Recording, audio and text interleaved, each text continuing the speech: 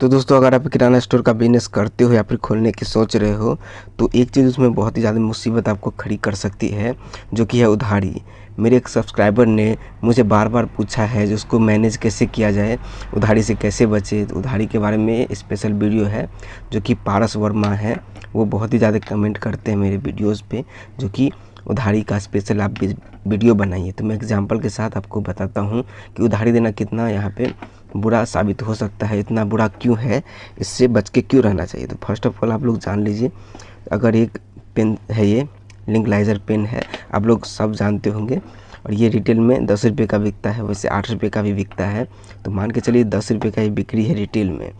तो इसकी अगर ख़रीद की बात की जाए तो डिस्ट्रीब्यूटर जो है वो 7 रुपये में आपको देगा होलसेलर को, और होलसेलर से आप अगर ख़रीदते हो तो 9 रुपये, 8.5 रुपये ऐसे आपको देगा, अगर 10 रुपये की एमआरपी में ही बिकता है तो वो जो यहाँ पे 10 रुपये आप बेचने के बाद आपके पास आएगा, तो वो आपका प्रॉफिट नहीं है, वो आपका यहाँ पे दोस्तों ये इन्वेस्टमेंट है 9 रुपये, और 1 रुपये आपकी प्रॉफिट है। बात को ऐसे समझिए, जो 10 रुपये की ये पेन है, आपको 9 रुपये क्या यहाँ पे ख़रीद पड़ा है, आप इन्वेस्ट किए कितना 9 रुपये, और ये 10 रुपये की बिकने वाली है, और आपको इन्वेस्टमेंट 9 रुपये लगी, और 1 रुपये आपकी प्रॉफिट मार्जिन होगी। तो वो आपको 1 रुपये यहाँ पे ऑन बिहाफ ऑफ प्रॉफिट आपको ये 1 रुपये आपको प्रदान करेगा 10 रुपये की यहाँ पे वैल्यू वाली चीज़, जो कि 9 रुपये आपको पहले इन्वेस्ट करना पड़ा, तब जाके आपको ये बिका। साल 2 साल, 1 महीना 2 महीना, 1 दिन 2 दिन में आपको बिका, तो 1 रुपये आपको प्राप्त हुआ। तो ये मुद्दे की बात है, और इसको आपको समझ गए अगर, तो आप समझ जाओगे जो उधारी देना क्यों बुरी बात है। देखिए, आप तो इन्वेस्ट किए हो इतना सारा, यहाँ पे नहीं तो कम तो 1-2 लाख का तो इन्वेस्टमेंट किए ही होंगे आप लोग। मेरे जितना यहाँ पे देख सकते हो कितना ज़्यादा इन्वेस्टमेंट है। तो इसको मैनेज करना भी बहुत ही ज़्यादा मुश्किल होता है, मैनुअली तो उतनी ज़्यादा मुश्किल है। तो आप समझ ही गए होंगे कितना कॉम्प्लेक्स टास्क है। तो सबसे ज़्यादा चीज़ है जो उधारी देना ही नहीं है, ना कहने की क्षमता रखिए। अगर आप बिजनेस करते हो तो आपको ना बोलने की यहाँ पे कला आनी चाहिए, आपको समझाना है। दोस्तों देखिए, अगर आप एक 9 रुपये ये ख़रीद के लाते हो और बाज़ार में ये 10 का बिकता है, अगर आप 9.5 रुपये में यहाँ पे दोस्तों खरीदारी रेट में ही बेच देते हो, 9.5 रुपये 50 पैसा ही कमा के खरीदते हो, लेकिन नगद में खरीदते हो तो 50 पैसा आपको आसानी से आता है, और वही जो आपका 50 पैसा बचता है, और वो जाके यहाँ पे प्रचार होगा मैनुअली, यहाँ पे आपकी गुडविल बनेगी, क्योंकि यहाँ पे सस्ता देखा जाता है, जो कहाँ पे मिल रहा है मुझे। कोई भी कस्टमर सस्ता देखता है, सुविधा देखता है, बिहेवियर देखता है, तो आपके पास ज़रूर आएगा, आपका प्रचार वैसे ही हो जाएगा फ्री में।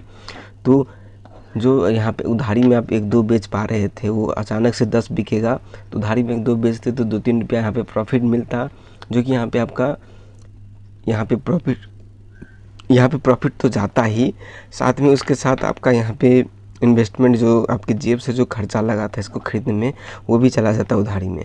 तो ये आपको संभव नहीं है। अगर नगद में 25 पैसा 50 पैसा पे ही आप धंधा कर रहे हो, बिजनेस कर रहे हो, तो आपको बहुत ही किफ़ायती हो सकती है ये, क्योंकि भर दिन में आप 10 पेन भी बेच देंगे तो यहाँ पे 50 पैसे के हिसाब से आपको 5 रुपये की मुनाफा मिलेगी।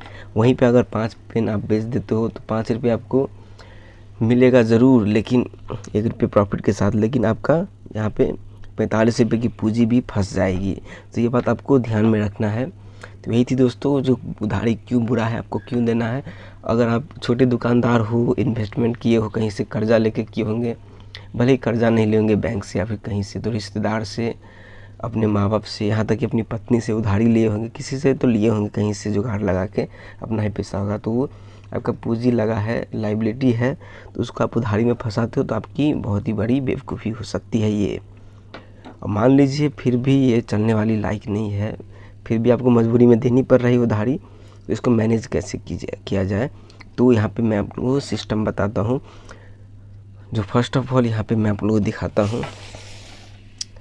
वैसे ये सामान लिस्ट है दोस्तों, जो बाज़ार में घटता है दुकान में, वो हम लोग नोट करके रखते हैं जो लाना है। तो फर्स्ट पॉइंट जो है, यहाँ पे लिमिटेशंस होनी चाहिए। देखिए, मिनिमम आपका लिमिटेशन होना चाहिए। जो कोई पर्टिकुलर जो व्यक्ति है वो यहाँ पे 2,500 से या फिर 5,000 से ज़्यादा उसका उधारी नहीं जाना चाहिए। तो ये आपको गौर करना है। अगर एक डायरी आप मेंटेन करते हो जैसा कि मैं कर रहा हूँ, देखिए डायरी थोड़ी सी फट गई है, सीरियल वाइज मैंने रखा है। देखिए खुद से मैंने मैनुअली बनाया था। ए नाम का जितना भी व्यक्ति है मेरे पास वो है ये इसमें। बी नाम का जितना है देख सकते हो कितना भरा पड़ा है, भंडार है यहाँ पे, देख सकते हो। डी ई नाम से कोई नहीं है, देख सकते हो। ये ऐसी यहाँ पे सिस्टम है और यहाँ पे नेम वाइज लिखा गया है, इसमें पेज के साथ लिखा गया है, तो इसमें आसानी रहती है खोजने में। बहुत बड़ा दुकान है तो यहाँ पे कस्टमर भी बहुत ही ज़्यादा आते हैं, देख सकते हो। पेज वाइज सीरियल वाइज यहाँ पे डेट हिसाब से यहाँ पे लिखा जाता है, तो उस हिसाब से आप लोग मैनेज कर सकते हो अपनी उधारी को। देखिए डेट वाइज लिखा गया है, बकाया, सौदा, यहाँ पे जमा, हर एक चीज़ यहाँ पे डिटेल से लिखा गया है जिसमें आपको कंफ्यूजन ना हो। तो ये लिमिटेशन थी और यहाँ पे ये आपको मैनेज्ड वे में रहना चाहिए, जैसा कि मैंने अभी तुरंत दिखाया आपको। यानी कि यहाँ पे सीरियल वाइज रहना चाहिए हर एक आदमी का नाम, जिससे आपको उसको ढूंढने में आसानी हो, आपको मुश्किल ना हो। तो ये रही दूसरी बात। तीसरी बात हुई जो यहाँ पे 1 महीना से ज़्यादा क्रॉस नहीं होना चाहिए। अगर मंथली बेसिस पे आपको उधारी लग रहा है या फिर कोई कस्टमर खा रहा है मंथली बेसिस पे, तो वो बढ़ना नहीं चाहिए। और उधारी का एक ये भी नियम है, जो भले ही एक बार में वो 1 रुपया का उधारी लेता है, तो अगर वो दूसरा उधारी लेना चाहता है तो 1 रुपया को पहले वो क्लियर करेगा, फिर आपको यहाँ पे 2 से 3 रुपये की उधारी लगानी है। तो ये सिस्टम आप ध्यान में रखिए। यही थी 2-3 बातें। और वैसे मैनेज करने के लिए आप खाता बुक ऐप या फिर तरह तरह की ऐप्स आती हैं मार्केट में, आप कोई भी सा आप यूज करके प्रेफर करके यहाँ पे इस्तेमाल कर सकते हो। लेकिन मुद्दे की बात ये है जो उधारी देना क्यों है, क्योंकि एक तो कंपटीशन का यहाँ पे ज़माना है, मार्जिन तो है नहीं। मेरा वीडियो अगर देखते होंगे आप लोग तो समझते ही होंगे जो कितना ज़्यादा यहाँ पे प्रॉफिट मिलता है। तो उस हिसाब से आपको उधारी नहीं लगानी है।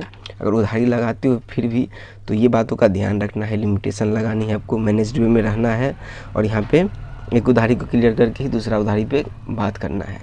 तो यही थी दोस्तों बेसिक जानकारी। मैं उम्मीद करता हूँ कि ये आपको सवाल का जवाब मिल गया होगा।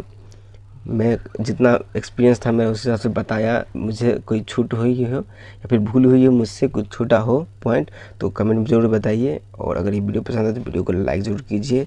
अपने छोटे भाई को सपोर्ट करने चैनल को सब्सक्राइब भी कर दीजिए। जुड़े रहें दुकान वाला के साथ। तो थैंक यू दोस्तों, फिर मिलेंगे एक नई वीडियो में।